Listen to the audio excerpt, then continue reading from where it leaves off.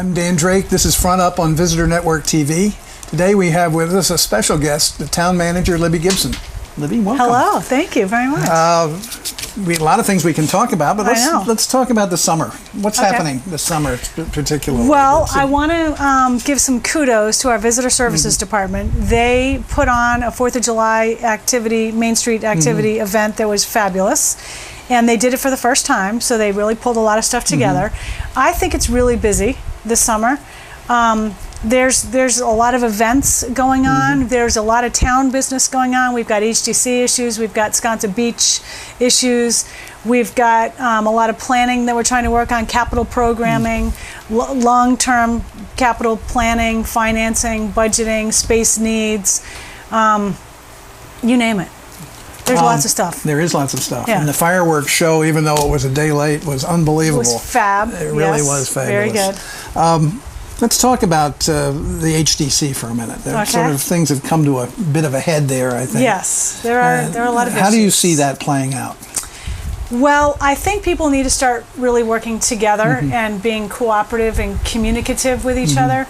There are. Are you talking about the members, the applicants, or everybody? I think the members, and I mean, it's no secret if you watch an HDC meeting, there's a lot of what's the word? Interaction that might be better contained. I'm going to try to politely and diplomatically say between them. There are some staffing issues, and we are working right now on juggling some existing staffing and trying to get additional staffing for them to address that. What about enforcement? There are some enforcement issues. Now, that's only something that's recently been brought to our attention, that they feel that they haven't had access to counsel or the time to go out and do some enforcement. So we're working on some job description changes that might allow some of that. They have been authorized to have access to town council at least once a month, and then to attend their meetings and try to address enforcement, contentious applications and other issues like that. And of course, if they need advice in between that, they just need to ask for it. So it's an issue. I don't think it's a rampant issue, but I think the enforcement issues range from derelict buildings to signs to inappropriate benches. People who go ahead and do their own thing. And people who go ahead and do their own thing. Right. Yes. Which is probably maybe the most important in a sense. So people need to pay more attention to that. People also need to be a little cognizant of what they're putting out there. A lot of events, for example, put out their own signs all over the place. Most of them are pretty good about going back to pick them up, but they're really not allowed technically, and sometimes they don't go back and pick them up. And do we really need these signs all over the place? So, but that's something that the existing staff just cannot get to. It's impossible. So it's an issue. We have a bit of a plan to deal with it. Do you see any need for any statutory changes in terms of? I think that the statute should probably be reviewed for whether or not it's current. There may be some situations that are addressed in the existing legislation that don't really happen anymore, or that need to be updated. And someone needs to take that on, whether that's a group of HDC members or HDC members and local people who are interested. There was a town meeting article, a FinCom motion to a town meeting article that suggested a work group work on this, and so far what we had heard a couple of months ago at a board meeting about that from the then HDC chair was, we want a chance to try to get our own house in order a little bit, and then we'll come back to you. So now that individual is resigned, Mr. Kuster, so we're going to have to wait for the HDC or the board or somebody to come forward with a suggestion, I think, unless the board is going to take it on. All right, and then the Sconset Beach Preservation Fund is another big topic these days. Yes, that's very contentious. I know. We have dueling legal opinions a little bit about whether or not there's town meeting action required for the actual armoring of the portion of Sconset Bluff. We are in the process of engaging an engineer that SBPF will pay for. I hope to have them hired by this week.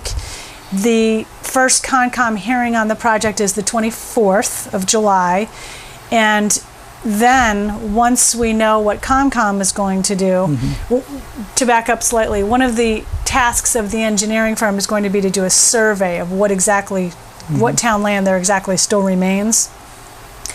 Then we need to figure out or understand what Concom is going to do. Are they going to approve the project or not, or modify it or whatever? And then I think the board will be in a position to decide the issue about town meeting, or gain additional legal advice about Would you it. see a special town meeting if it's decided it's I think so. Town meeting's Yes. required? Yes. In order to get it done Yep. before Yeah. the storm season. Yeah, exactly. And I think we may need one anyway for other budget issues. So if we can combine it all into one, and by the way, I don't think the airport is involved in those budget issues. Thank you very much. But let's knock on wood on that. It's much better, as an aside, airport. In any case, yes, I think probably a special town meeting, possibly even in September. But again, that is a board decision, and they will have to take that up. I mean, the conventional wisdom is this armoring doesn't work over a period of time, and it has, effects on people on both sides of it. Yep. So it's a tough one. It is a tough one. And then if there's people that have the means to fund it, do we let them give it a try? There are so many pros and cons. You may remember that at the symposium on rising sea levels a couple of years ago, there were a couple of marine geologists, and I took one of them out, and we stood on somebody's lawn out on the bluff, and he looked over the edge and he saw the black pipes sticking out. He said, "What are those?" And they said, "Irrigation pipes." He looked and he said, "You mean you irrigate this bluff?" So that's an issue that needs to be addressed in the whole process. There's a lot of issues, for sure. Tomorrow night, the board is having a workshop on goals and objectives. Do you have a crystal ball? I think they are going to probably talk about long-term capital planning and financing. They'll probably talk about space needs. They are probably going to have some discussion about staffing, wage and compensation review. We do have, upcoming bargaining negotiations coming up. That specifically won't be discussed tomorrow night, but I think there's a feeling that the town needs to overall look at its staffing levels and its compensation levels. So they may talk a bit about that. As far as other things, those are the ones I've heard them talk about a bit. Those are obviously three very important ones. For sure.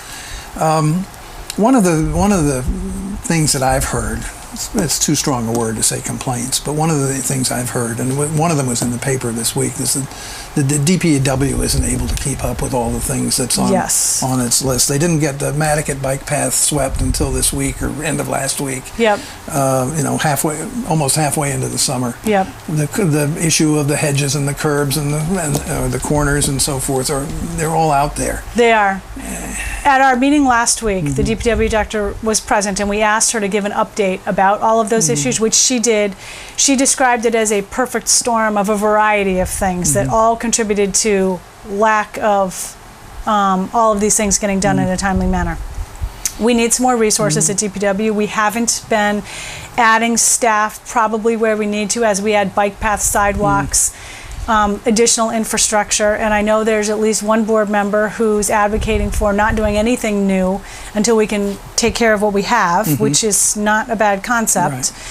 Although, people are clamoring for new things from time to time, and that is something that has to be balanced. So lines are being painted now. I saw some, thank goodness, as I was coming in.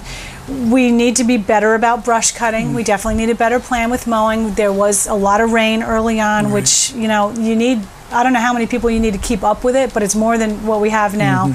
There were some equipment breakdowns, which is just, nobody wants to hear these things, but they happened, and hopefully they are, now that 4th of July is under our belts, they're getting back to all of that stuff now. But you'll see some gaps because we do need additional staff. One last question. What's your biggest priority? What's your top priority? That's a good question. I have so many, but I am really excited about the long-term capital planning and financing. We have a great capital program committee that's really taking this on. The board is very supportive of it. There are a lot of things that our citizens need to understand cost money, and nobody wants to spend any money, but going out some years now, we need upgraded and or new buildings. We're going to need a lot of sewer system improvements.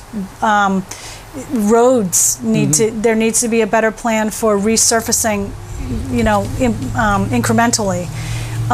So I have that as a big priority. Is it my biggest?